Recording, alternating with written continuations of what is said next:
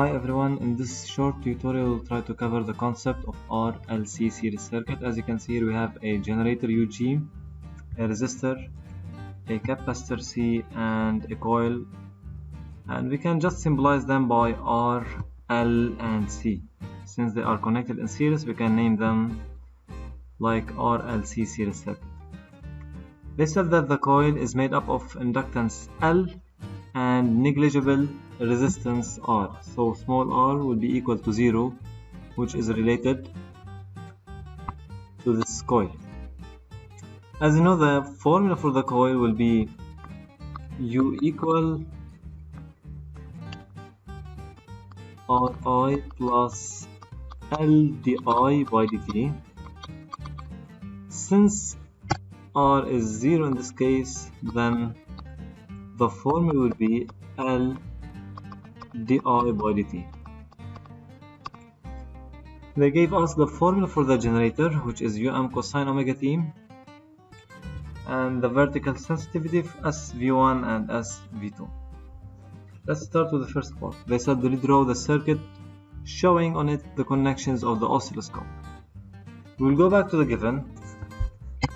We must show the connections for UBD, which is across the coil, across channel 2, and UAD for channel Y1.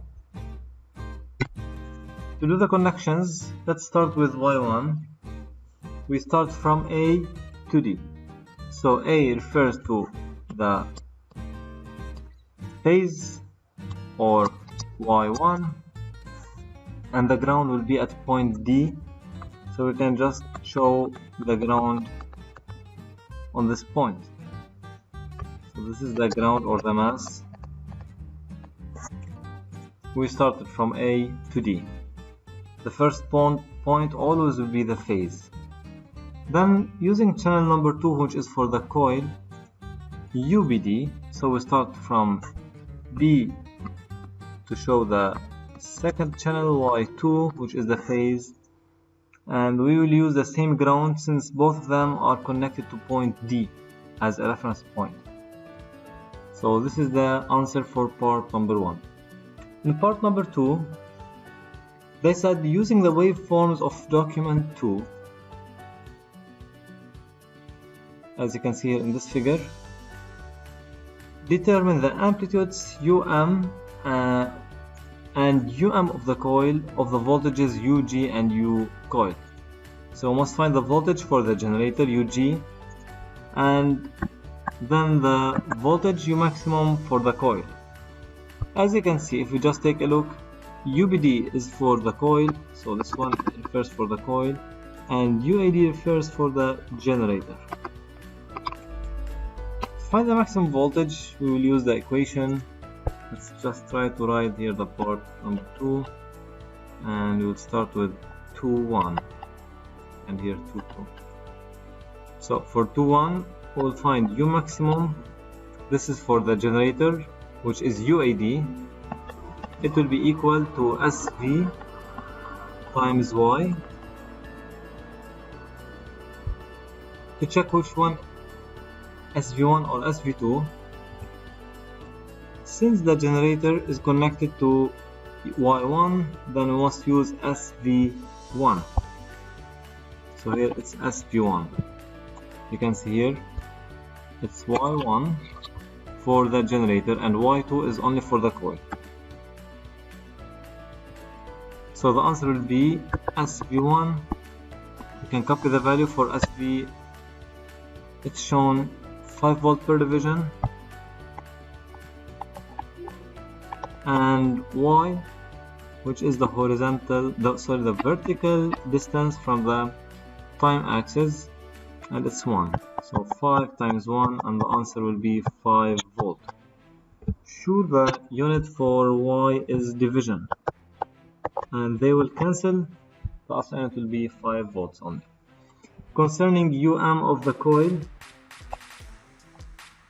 U maximum we mean by M, we'll use SV2 times the Y of this graph or signal. Then we can copy the values SV2 is 2 volt per division, and Y is here 3. Let's change the color. This time it's going to be 3 divisions, so 2 times 3 divisions, and the answer will be 6 volts. This is part number 1. Now let's go to part number 2. In part 2 they said the phase, let's determine the phase difference between the two voltages. As you can see, if we go to this graph and check which one is leading, you can see that the coil is leading the generator. We can use the formula or the crisscross method. If we use the formula to find the phase difference, so the phase difference, we are solving the second part. We use the symbol delta pi for that. The formula says it's 2 pi times d over capital D. 2 pi, we can copy it. Small d refers to the number of divisions between the leading and the lagging signal, so here it's just 1 division between U generator and U coil. So 2 pi times 1 over D represents, capital D represents the number of divisions for any of these two waveforms. So we can just say either it's 1, 2, 3, 4 using the signal for the coil, or we can use the signal for the generator, and the answer will be, sorry for that, the answer will be also 4, since they have the same frequency. So the number of divisions along the x-axis will be the same. So now we can just divide by 4, and the answer will be pi over 2 radian. That's the answer for the second part.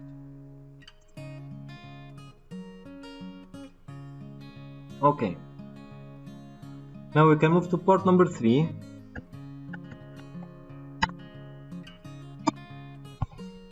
In part 3 they said write the expression of the voltage U coil across the coil as a function of time t and the angular frequency omega. To find U coil,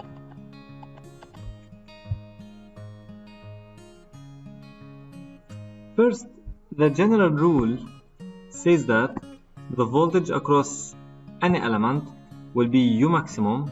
So the voltage of the coil is 6, we can copy it's 6, and using the same signal for the generator, which is cosine here, I'm just copying the same shape. This is the general rule. It's going to be 6 times cosine omega t, first cosine omega t. Since the coil is leading, as you can see here, the coil is leading, it reaches the maximum before the generator. Then we can say that we have to add the phase difference for the equation of the coil. Then it's going to be 6 cosine omega t plus pi over 2, and this pi over 2 we get it from here. Okay, so the coil is leading, we must add the phase difference for this equation. Now later on we will be using this equation, so we need to change it to sine. We can do this right now, or we can do it later. If you find that it's hard, you can skip this the remaining part for later on, or you can just try to understand it right now. We must find the relation between cosine and sine. If we just try to take a small example right now here. Okay, if we take an angle for, let's say, sine 30 or sine, yes, let's choose sine 30, the answer will be 0.5. As you can see in the first line with the green color, sine 30 equals to 0.5. If we add to this angle pi over 2, so now instead of writing sine 30, let's write 30 plus pi over 2, so it's going to be 120, which is pi over 2, we mean by it 90 degrees plus 30, it's 120. and you will see that cosine 120 equals to minus 0.5. So there is a relation between sine and cosine. Let's take this within the note here.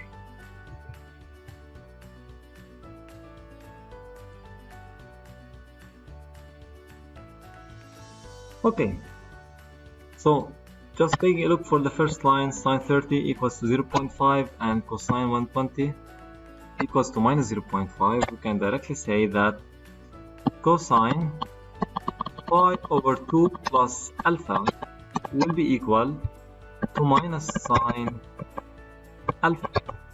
If you want to check that, try to substitute alpha by 30. It's going to be minus sine 30.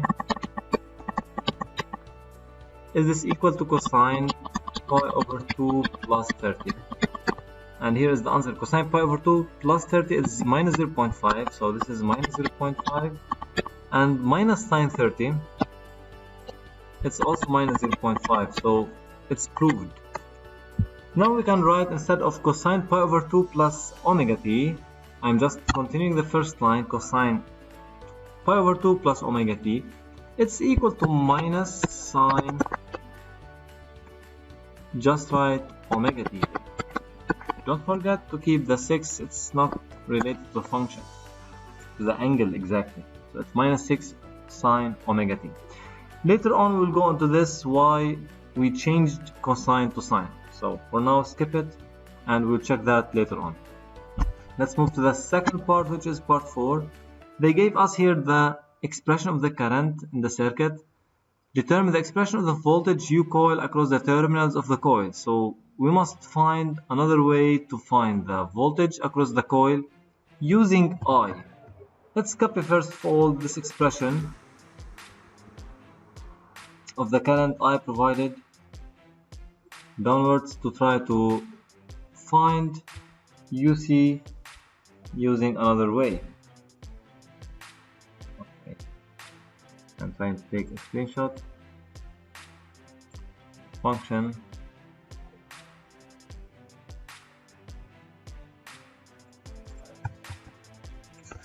this is part number 4.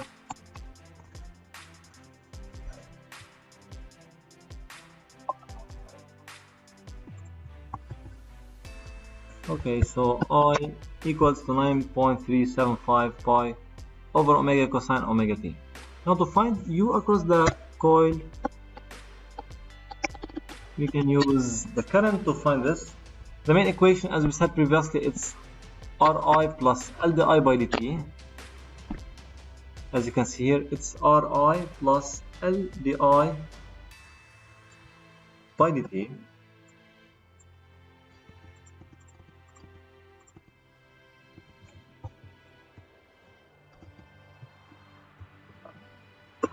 Since the resistance of the coil is neglected,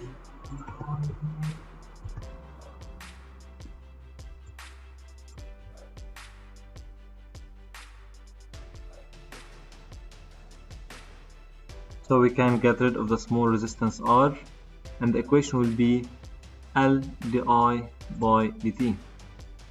Right now, so we can write it. Okay, just work with this equation here. So as I said, R is neglected, so this one will be 0, and the remaining part will be L di by dt. Let's keep up L outside and derive the function I. 9.375 pi is a constant over omega, so we'll do nothing with this. Cosine omega t, cosine will be changed into minus sine, so it's minus sine omega t. Don't forget that we must derive the function omega t. It will be minus omega multiplied by all this function. So let's add with a different color, minus omega multiplied by all this function, then this is going to be cancelled, and the answer will be minus L times 9.375 pi sine omega t. This is the result. Let's just write here multiplication to be clear. Finally, after this one, in part number 5, They said using the results of parts 3 and 4 show that L equals 0.204. Just note that now in part number 3 we know the equation of the coil, it's minus 6 sine omega t. In part number 4 this is the equation of the coil, as you can see here, this is U coil. So we can say in number 5 U coil equals U coil using parts 3 and 4, and we can just substitute the answers.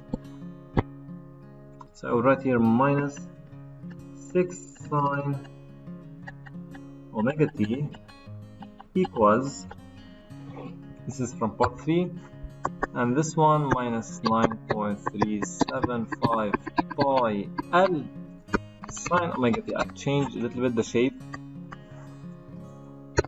Now we can just cancel sine omega t and sine omega t. This is why I changed in part number 3 the functions cosine into sine, just to cancel it later on in this part. So you can do this later on, it's up to you.